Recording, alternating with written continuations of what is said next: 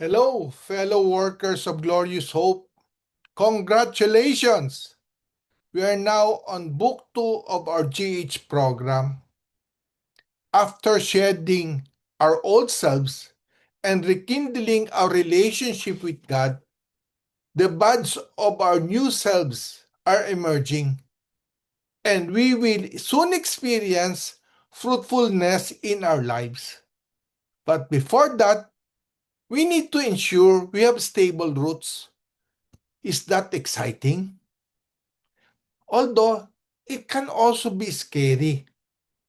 We ask, what is in store for us when we start to let go of the things or people that tend to satisfy the deepest desire of my heart, of our heart, and instead trust God through Jesus Christ in satisfying my heart's desire? Will my life improve? Will I experience peace? Will I experience stability?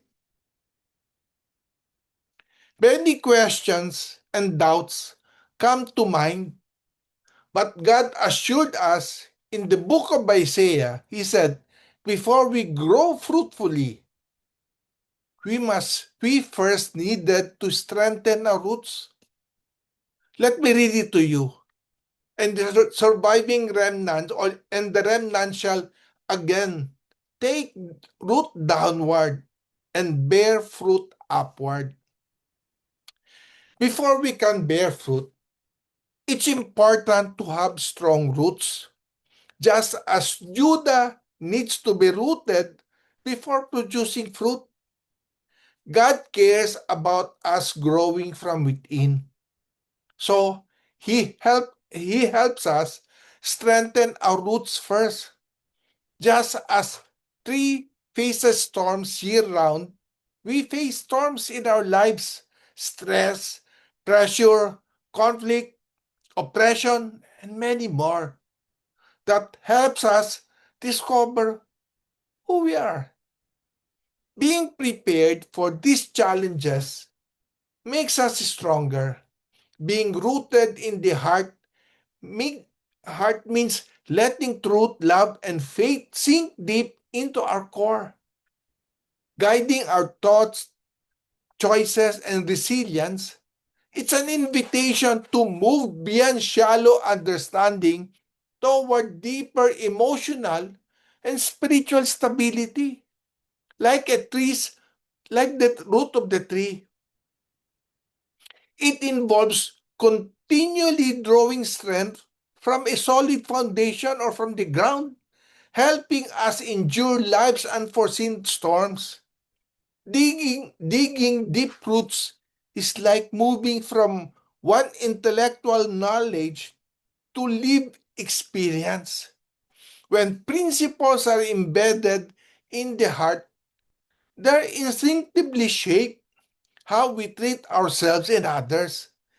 It is the process of being rooted and grounded in love, which empower us to extend grace and empathy just as a tree needs strong roots before it can bear fruit. Our lives often need quiet, slow moments to grow spiritually.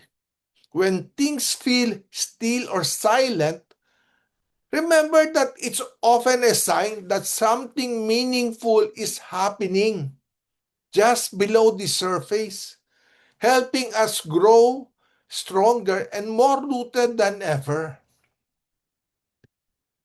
As we move on the green workbook, we're taking an important step in helping our roots grow stronger. Working on our inventory is like taking a moment to honestly look at our actions, values, habits. It really helps us become more grounded. It encourages us to confront past denial, understand our key triggers, and ensures our daily action reflects our true values. This process helps us build a deeper, more meaningful connection with ourselves. We must identify the barriers to our spiritual and personal growth hidden deep within our hearts. Preparing for accountability involves recognizing root issues such as gaining better self awareness, understanding our strengths, fears, acknowledging recurring sin patterns, resolving lingering resentments.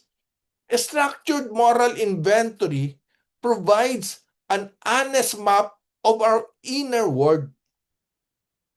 This practice is crucial because it uncovers blind spots, promotes profound spiritual development, and help us prevent sin from harming our relationship with God and others. In fact, the Bible commands us to undertake this process. In 2 Corinthians chapter 13 verse 5 it says, "Examine yourselves to see whether you are in the faith." The command to examine yourselves is an ongoing journey rather than a one-time event. The original Greek text uses present tense verbs which more accurately translate as keep on examining. It is an it is a gentle invitation for us to regularly reflect on our spiritual lives, helping ensure that our lives truly align with our faith and show clear signs of Christ living within us. Remember, simply calling ourselves followers of Jesus Christ doesn't mean our past influence won't affect how we think, feel, and act. Some of these influences are deeply hidden inside us. By making a habit of practicing or maintaining a moral inventory, we can better recognize our strengths, fears, pattern of sins, and unhealthy beliefs. This process empowers us to break destructive cycles, nurture genuine relationship, and lay a strong foundation for both spiritual and personal growth. In our last lesson about the heart, we explored the different layers of the heart and how they influence our behavior. We learned that our thought patterns are shaped by emotional memories from our upbringing, which influence how we pursue our deepest desires. Often, without realizing it, we develop habits, appetites, and default responses to help us survive, first in our family, then in school, and later in our community and workplace.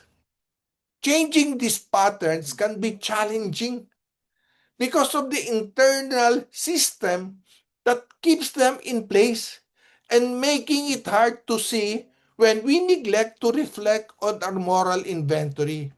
However, Jesus gave us a meaningful lesson through the parable of the sower. He explained that the seed represents the Word of God, and the soil symbolizes the human heart. The four types of soil show us the different condition of our hearts and how we receive and respond to His truth. Remember, these conditions of the heart are shaped by the experiences we have gone through in life, which can influence its state. Understanding the different conditions of the heart, as explained by Jesus, can really help us recognize where we are in our spiritual journey. This parable isn't just about the sower or even the seed, which is always good. It's about seeing ourselves in the story. It encourages us to check our hearts to see whether they're open, clear, and free from clutter, so that God's truth can truly take root and grow. Sometimes past experience have made our hearts a bit tough or guarded against God's way. Like seeds landing on hard, well-trodden ground, they struggle to get through, with birds representing stubbornness, cynicism, or past hurts. When we get hurt repeatedly, we might build emotional walls that are hard to break down. We may dismiss new opportunities, advice, or perspective because we're too guarded to consider them. It's common to resist accepting some truths in the Bible because our past experiences have failed us, or because we have seen others misuse those truths, leaving us with unresolved feelings. But recognizing those barriers is the first step towards opening excuse, our hearts more fully to God, to God's work in us. Just like a seed that quickly sprouts in a thin soil over bedrock but withers under the sun due to shallow roots. This is what we often call the hype stages of life. It's the early excitement when starting a new fitness journey, entering a relationship, or beginning a new career, full of passion and energy. However, when faced with the first real challenge or hardship, it's common to give up. Without deep roots or a strong long-term commitment, that initial spark of excitement can fade quickly. These patterns reflect our character. Sometimes we don't take things as seriously as we should, even though we say they're important. We often confuse knowing something with truly feeling it in our hearts, when in fact, those ideas just stay in our heads, not truly in our hearts. Another condition is like a seed that grows, but competing turns and weeds choke the plants, preventing it from bearing fruit. This represents a heart cluttered by chronic stress, overwork, and endless distraction. Even if you have good intentions, such as spending quality time with your family or pursuing a personal goal, you let daily worries and endless commitments crowd out what truly matters.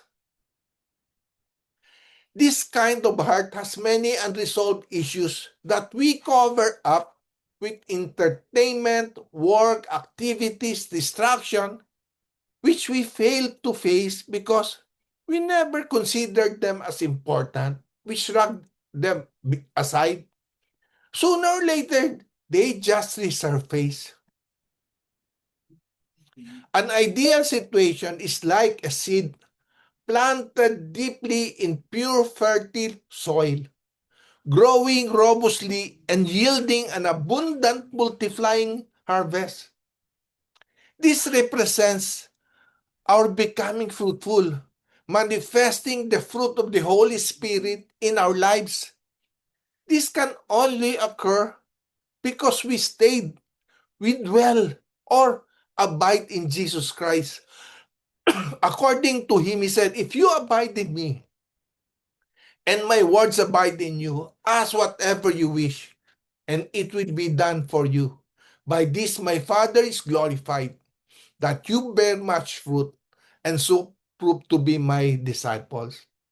Only God the Father, through our Lord Jesus Christ, has the ability to till the soil of our hearts, making space for His words to take root.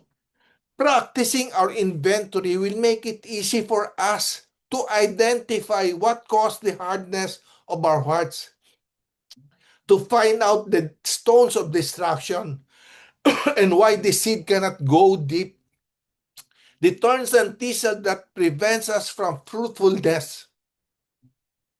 When we stay close to Jesus during times of cultivation, Jesus will help us to listen patiently to God's voice, learn from our mistakes, and nurture our relationship, careers, and well-being.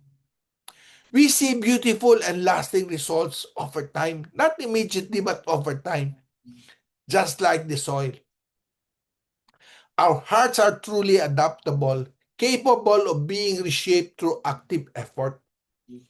We can gently remove the weeds of old anxieties, break down emotional barriers, and establish stronger roots, a solid foundation for a truly fruitful life.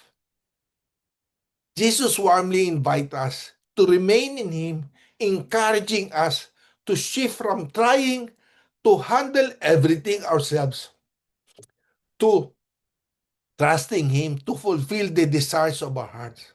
Because when we stay connected, His words will guide our priorities, choices, and worldview. Remember, as He promised, ask whatever you wish. It's rooted in staying close to Him, abiding in Him, spending time with God through Jesus Christ. And His Holy Spirit will transform our desires so we naturally begin to want what He desires. May God bless you.